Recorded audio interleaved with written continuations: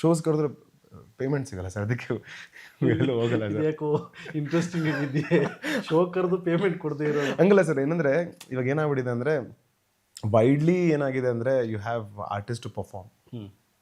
ನಿಮಗೆ ಡ್ಯಾನ್ಸ್ ಬೇಡ ಫ್ಲಿಪ್ಸ್ ಮಾಡೋರು ಸಿಗ್ತಾರೆ, ಬರೀ ಡ್ಯಾನ್ಸ್ ಮಾಡೋರು ಸಿಗ್ತಾರೆ, ನಿಮಗೆ ಪರ್ಟಿಕ್ಯುಲರ್ ಫಾರ್ಮ್ ಮಾಡೋರು ಸಿಗ್ತಾರೆ.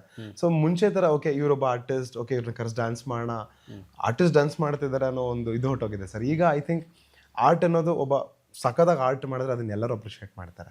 ಸೊ ಸಕ್ಕದಾಗ ಯಾರು ಮಾಡಿದ್ರು ಅವ್ರು ತಗೊಳ್ತಾರೆ. ಬಟ್ ಅದೇ as you know there is obviously exploitation everywhere.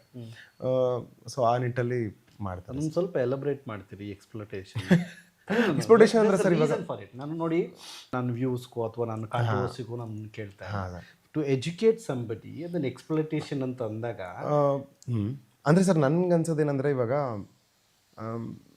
ಒಬ್ಬರು ಏನೋ ಒಂದು ಡಿಸರ್ವ್ ಮಾಡ್ತಾರೆ ಸರ್, ಅದನ್ನು ಪೇ ಮಾಡ್ದಂಗೆ ಅವ್ರಿಗೆ ಅದ್ರ ಮಧ್ಯದಲ್ಲಿ ಮ್ಯಾನಿಪುಲೇಟ್ ಮಾಡಿ ನಿನಗೆ ಮುಂದೆ ನನ್ನ ಕಡೆಯಿಂದ ಇದು ಸಿಗುತ್ತೆ, ನಿನಗೆ ಇವ್ರ ಕಡೆಯಿಂದ ಇದು ಸಿಗುತ್ತೆ, ನಿಮ್ಗೆ ಚಾನ್ಸ್ ಸಿಗುತ್ತೆ, ಜೊತೆಲಿ ಇದ್ದೀನಿ ಅನ್ನೋ ಒಂದಿಷ್ಟು ಫಾಲ್ಸ್ ಪ್ರಾಮಿಸಸ್ ಎಲ್ಲ ಮಾಡಿ ಪಾಪ ಅವ್ರನ್ನ 1 year 2 year ಲಾಕ್ ಮಾಡಿಕೊಂಡು ವರ್ಕ್ ಮಾಡಿಸ್ತಾ ಅವ್ರಿಗೆ ಪೇಮೆಂಟ್ಸ್ ಕಮ್ಮಿ ಕೊಡ್ತಾ ಈ ಥರದ್ದೆಲ್ಲ ಸಾಕಷ್ಟು ಕಡೆ ಮಾಡ್ತಿದ್ದಾರೆ. ಐ ಥಿಂಕ್ ನನಗೇನನ್ಸುತ್ತೆ ಸರ್, ನಾವೆಲ್ಲ ತಂಡದಲ್ಲಿ ಕೆಲಸ ಮಾಡಬೇಕು. ಇವಾಗ ನಾವು ಕ್ರಿಕೆಟ್ ಆಡಕ್ಕೆ ಹೋದಾಗ ಸರ್ ಒಂದು 10 ರೂಪಾಯಿ ಬಾಧೆ ತಗೊಳ್ಳಿ, 10 ರೂಪಾಯಿ ಬಾಧೆ ಕಿತ್ತಾಡ್ಕೊಂಡು ತಿಂತೀವಿ, ಕಿತ್ತಾಡ್ಕೊಂಡು ತಿನ್ನೋ ಮಜಾನೇ ಬೇರೆ. ಸರಿ ಕಿತ್ತಾಡ್ಕೊಂಡು ತಿನ್ನಿ ಅಂತ ಹೇಳ್ತಿಲ್ಲ, ಬರೋವಂಥ ನಾವು ಚೆನ್ನಾಗಿ ಹಂಚ್ಕೊಂಡು ತಿನ್ನೋಣ.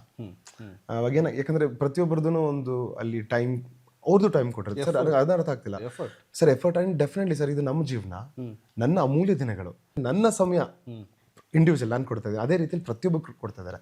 ಸೊ ಪ್ರತಿಯೊಬ್ಬರ ಸಮಯ ಕೂಡ ನಾವು ವ್ಯಾಲ್ಯೂ ಕೊಡಬೇಕು. ಅವ್ರಿಗೆ ಏನದನ್ನ ಅವರು ಅರ್ಹತೆ ಇದೆ ಅದಕ್ಕೆ ತಕ್ಕಂತೆ ಅವ್ರಿಗೆ ಹಣ ಆಗಿರ್ಬೋದು, ಹೆಸರಾಗಿರ್ಬೋದು, ಸ್ಥಾನಮಾನ ಆಗಿರ್ಬೋದು ಸಿಗಬೇಕು ಅನ್ನೋದು ನನ್ನ ಆಶಯ ಅಷ್ಟೇ ಸರ್. ಅಂದರೆ ಇಲ್ಲಿ ಟ್ಯಾಲೆಂಟ್ ಹಂಟ್ ಆಗಬೇಕು. ಇವಾಗ ಹೇಗೆ ಅಂದರೆ ಇವಾಗ ಸರಿ ನಮ್ಮ ಭಾಷೆ, ಪ್ಲೀಸ್ ನಮ್ಮ ಸಿನಿಮಾ, ನಮ್ಮ ಜನಕ್ಕೆ ನಾವು ಕೊಡ್ತಿರೋ ಸಿನಿಮಾ ಬಗ್ಗೆ ನಮಗೆ ಕಾಳಜಿ ಇರಬೇಕು ಸರ್. ಸೊ ನಾವೇನು ಮಾಡಬೇಕು, ಇವಾಗ ಯಾವುದೇ ಕ್ಷೇತ್ರ ಆಗಿರ್ಬೋದು ಸರ್. ಸೊ ಇವಾಗ ನಮ್ಗೆ ಆ ಕಾಳಜಿ ಇದ್ದಾಗ ಏನು ಮಾಡ್ತೀವಿ ನಾವು, ಇವಾಗ ಓಕೆ ಎಕ್ಸಾಂಪಲ್ ಇಂಡಿಯನ್ ಟೀಮಿಗೆ ಚೂಸ್ ಮಾಡ್ಬೇಕಾದ್ರೆ ಸರ್ ರೈಟ್ ಪರ್ಸನ್ನೇ ಚೂಸ್ ಮಾಡ್ತಾರೆ, because he is representing India.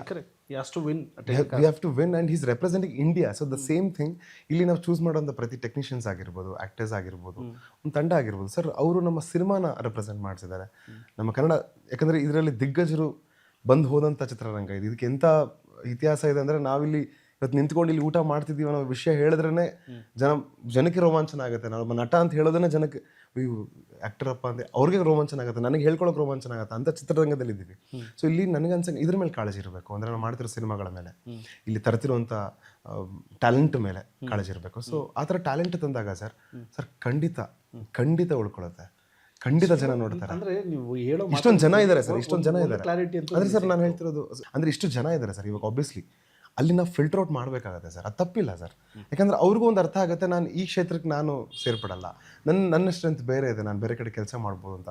But ಕೆಲಸ ಮಾಡ್ಬೋದು ಅಂತ ನಂಬಿಕೆ ಇಟ್ಕೊಂಡು ಅದರಲ್ಲಿ ಇವಾಗ ಎಕ್ಸಾಂಪಲ್ ಸರ್, ಒಂದು ಕೆಲಸಕ್ಕೆ ಹೋಗ್ಬೇಕಾದ್ರೆ ನಾವು ಡಿಗ್ರಿ ಅದ ತೊಗೊಂಡು ಬಂದಿರ್ತೀವಿ. ಇಲ್ಲಿ ಬರೋರಿಗೆ ಕೆಲವು ಜನ ಪ್ರಿಪ್ರೇಷನ್ಸೇ ಮಾಡಿರಲ್ಲ, ಬಂದು